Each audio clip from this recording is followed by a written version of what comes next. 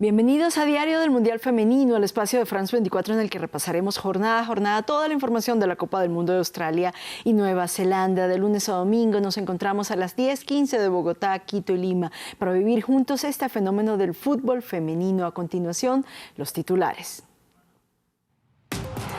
Marruecos destroza los pronósticos, comenzó perdiendo por goleada este mundial y terminó derrotando al líder de su grupo, Colombia.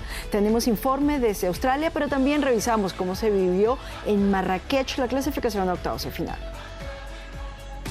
Bicampeona sin corona, Alemania, 2 veces monarca del mundo y número 2 del ranking de la FIFA, terminó su paso por el mundial luego del empate con Corea del Sur. ¿Qué está pasando con las potencias? Tenemos análisis.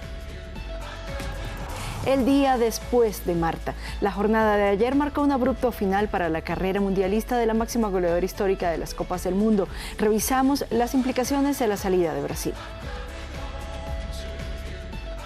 Para comenzar, saludamos a nuestras comentaristas en este mundial, Estefanía Montero, que es la enviada especial de France 24 en la sede mundialista. Buenos días y buenas noches para usted. Hola Omar, hola Pau, un saludo para las dos allá en Colombia. Qué jornada final tuvimos el día de hoy. Mejor dicho, este mundial es un mundial lleno de sorpresas y qué bueno estar aquí para hablar de todo eso. Y precisamente para analizar y hacer balance de lo que está sucediendo en este torneo nos acompaña Paula Fresneda, periodista de RTBC Noticias. Paula, bienvenida. Buenos días, Eu. Un abrazo para Estefa hasta Australia. Y bueno, la verdad es que no solo sorprende, sino que fue una jornada muy agónica, la verdad. Increíble lo que pasó con Alemania. Marruecos se convierte en la primera gran sorpresa o en la verdadera gran sorpresa de este mundial. Derrota a Colombia en el cierre de la fase de grupos y clasifica como segunda de su llave octavos de final. Era la primera selección del mundo árabe que clasificaba un mundial y hasta ahora salda su paso con 2 victorias. Estefanía, ¿cómo interpretamos este resultado, sobre todo a la luz de lo que se había visto hasta el momento por parte de Colombia? Eumar, hay que darle varias interpretaciones y vamos a hablar punto por punto. Primero, Marruecos llegaba vivo. Marruecos era una selección que llegaba con vida y que iba a buscar, y creo que lo hablamos y lo dijimos en el programa en días anteriores, que iba a buscar su clasificación. Aquel equipo que fue goleado, que fue pasado por encima por Alemania, creo que quedó una sombra y creo que los equipos, tanto Corea como Marruecos, aprendieron de esas derrotas después de la primera fecha y fueron recomponiendo el camino y fueron mirando cómo se le juega a estos rivales que tienen un poco más de experiencia, sobre todo en los mundiales. Eso es lo primero, que Colombia se iba a enfrentar a un equipo que llegaba con vida y que también podría llegar a complicarle el camino a Colombia. Eso es lo primero. Lo segundo, Colombia, si bien llegaba con una diferencia matemática o con una favorabilidad matemática importante, no tenía asegurado su cupo. Siendo esa la primera interpretación que uno le da a este partido, podría entender la decisión de Nelson Abadía, el entrenador, de poner toda la carne en el asador en este partido, entendiendo que nada estaba seguro. Ahora bien, la otra interpretación es, tienes una favorabilidad matemática, tienes puntos a favor, tienes el liderato del grupo, tienes un rival que si bien lo puedes manejar porque no es superior a ti, o por lo menos en el papel no era superior, ¿por qué no darle descanso a ciertas jugadoras que necesitabas darle descanso? Que además en el campo se vio que necesitaban descanso y que además estaban condicionadas con tarjetas amarillas, que fue el caso de Manuela Vanegas, que se va a perder el próximo partido de octavos de final frente a Jamaica por acumulación de amarillas. Dicho esto, Marruecos hace un primer tiempo espectacular donde presiona a Colombia, donde va al ataque, donde busca el resultado, donde sabe y donde entiende que Colombia sin el balón le cuesta, que es un equipo que está acostumbrado a manejar los hilos del partido con el balón al pie y que cuando esto no pasa, tiene problemas. Entonces creo que Marruecos hizo un gran partido, creo que Colombia en el segundo tiempo recompuso un poco, pero el tema físico es preocupante de cara a lo que va a hacer. los octavos de final. Colombia clasifica primera, además haciendo el mejor papel de su historia en los mundiales por números, por partidos ganados y por posición de clasificación. Y creo que no era necesario poner toda la carne en el asador. Creo que se pudo haber dado descanso a ciertas jugadoras importantes. Linda terminó con calambres al final, casi no puede ni caminar. Mayra Ramírez también se le veía notablemente agotada. Entonces creo que hay un tema de respeto por el rival que lo puedo entender, pero también creo que si convocas 23 jugadoras, pues úsalas, porque el tema físico frente a un rival como Jamaica, que vas a enfrentar en octavos de final, te puede complicar. Y antes de que continuemos analizando este resultado, nos vamos a Marrakech, porque desde ahí la corresponsal de France 24, Sofía Catalá, nos contó cómo se está viviendo en Marruecos esta clasificación de su equipo. Sí, la selección de Marruecos logró imponerse a la selección de Colombia, clasificándose así para octavos de final. Y este resultado es histórico por múltiples razones. La primera es que es la primera vez en la historia que la selección femenina de Marruecos llega al Mundial. También es la primera selección de un país árabe que logra alcanzar esta competición. Y como decimos, es que las marroquíes se acaban de clasificar para octavos de final. Y esto también es muy importante porque está haciendo crecer mucho el interés por el fútbol femenino en este país. Y el partido, la verdad es que ha estado muy reñido. Las cafeteras no se lo han puesto nada fácil a las leonas del Atlas. De hecho, las colombianas han dominado en posesión, sobre todo durante la primera parte. Eso sí, sin mucha profundidad, sin lograr crear grandísimas oportunidades de gol. Las leonas del Atlas se impusieron 1-0 con un gol que marcó Anisa Lahamari, rematando un penalti hacia el final de la primera parte. Pero también cabe destacar mucho el gran papel de la guardameta Khadija Ramichi y de la defensa Nouhaila Benzina. Esta última, de hecho, ha estado también en boca de todo el mundo en los últimos días porque ha logrado hacer historia, también siendo la primera mujer que participa en un mundial vistiendo el hijab, el velo islámico. Como decimos aquí, hay mucha expectación, los cafés, los restaurantes, los bares están retransmitiendo los partidos, pero también es cierto que de momento no hay mucha afluencia en estos establecimientos porque los partidos se juegan en horario laboral de aquí de Marruecos, pero consta que todo el mundo lo está siguiendo a través de sus teléfonos, en el trabajo, donde sea, porque las redes están que arden, hay muchísima ilusión, mucha emoción y toda la expectación está puesta sobre la selección de mujeres. Como decimos, las leonas del Atlas han logrado clasificarse para octavos de final y ahora, sea cual sea el resultado que venga, habrán logrado ya hacer historia. Claro que sí, haciendo historia. Paula, ¿qué destacamos de esta selección marroquí? Todo, Omar. La verdad es que el partido de hoy ha sido más que correcto. Yo creo que hablamos mucho de las falencias de Colombia, pero no nos ponemos a pensar un poco lo que hizo Marruecos en el partido, y es que lo planteó muy bien. Comenzando por ese bloque medio que vimos durante todo el partido, con una presión alta importantísima, con un bloque de 5 jugadoras, ese bloque medio que le taponó a Colombia la salida por los costados, y por eso no vimos a una Manuela Vanegas tan conectada en la zona de ataque. Por eso a Carolina Arias le costó bastante también, y Carolina en ese momento de intentar irse al ataque y de intentar hacer unos relevos con Linda, pues dejaba muy sola a la banda, y eso también lo vio muy bien Marruecos, porque por esa banda, que es la banda izquierda del ataque de Marruecos, la banda derecha de la defensa de Colombia, pues llegaron la mayoría de veces durante ese primer tiempo muy bien planteado. En el segundo tiempo vemos a una Marruecos que, si bien no termina teniendo la posesión del balón y quizá no haya generado más opciones de peligro, pues sí estuvo muy bien cerrada en la defensa, cuidando mucho a las jugadoras vitales de Colombia, y la verdad es que hizo un gran partido Marruecos el día de hoy. Ayer quedó fuera Brasil. Antes se había despedido también Canadá, que era el campeón olímpico, y hoy por primera vez en la historia de los mundiales Alemania ha quedado eliminada en la fase de grupos después de ese empate a 1 con Corea del Sur. Estefanía, antes estábamos conversando sobre los desafíos que tienen por delante las potencias tradicionales del fútbol y le pregunto, ¿se está, digamos, reconfigurando el mundo del fútbol femenino? Justo hace minutos también lo hablábamos, Omar, de los no-names. Ese es el mundial de los no-names, de las selecciones que llegaron a punta de trabajo, que llegaron a demostrar que no solo las potencias pueden ganar y que quizás las potencias tienen que repensar cómo ejecutar o cómo llevar este nuevo fútbol.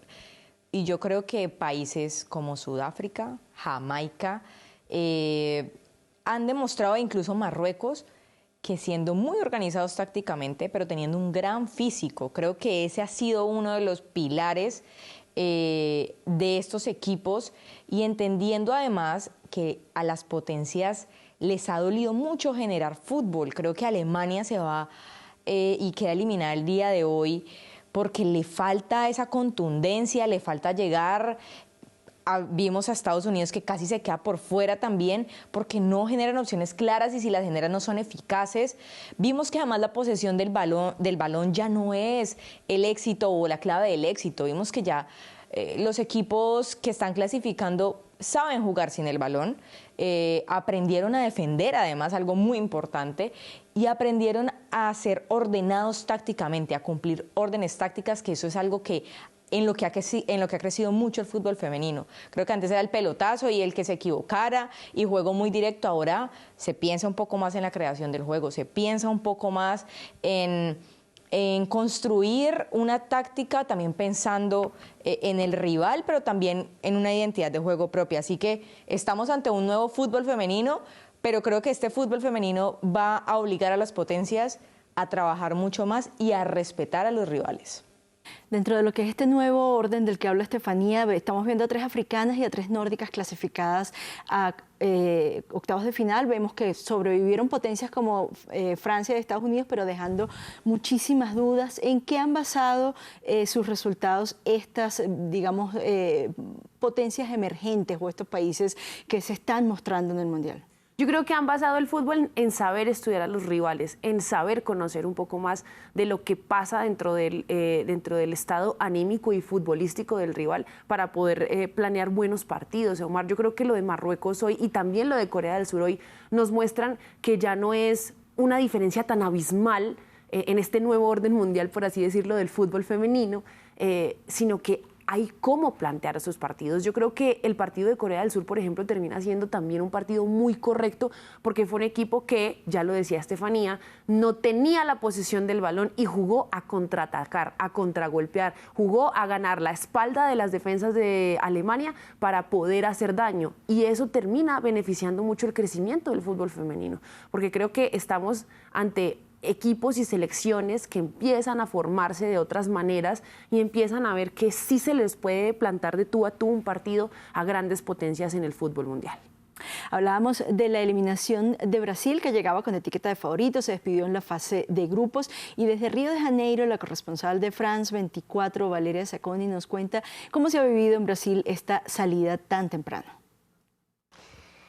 La eliminación de la selección femenina en Brasil no ha suscitado grande emoción. He hablado con varios forofos, tanto hombres como mujeres, y han apuntado varias razones. Para comenzar, los partidos a las 7 de la mañana, este horario no ayudaba a que las personas se levantasen pronto para estar delante de un televisor. Después, el propio desempeño de las jugadoras brasileñas se esperaba más. Por ejemplo, en el partido contra Francia, las francesas prácticamente dominaron el campo, es lo que me han dicho varias personas. Además, hay que reconocer que tradicionalmente el fútbol masculino despierta mucho más pasiones que el femenino, y hay otro tema muy importante. Desde 2014, cuando se celebraron los mundiales aquí en Brasil y hubo aquel 7-1 contra Alemania, aquella derrota ha marcado para siempre la relación de los brasileños con el fútbol. Nunca más se ha recuperado el entusiasmo de antaño, y también hay razones políticas.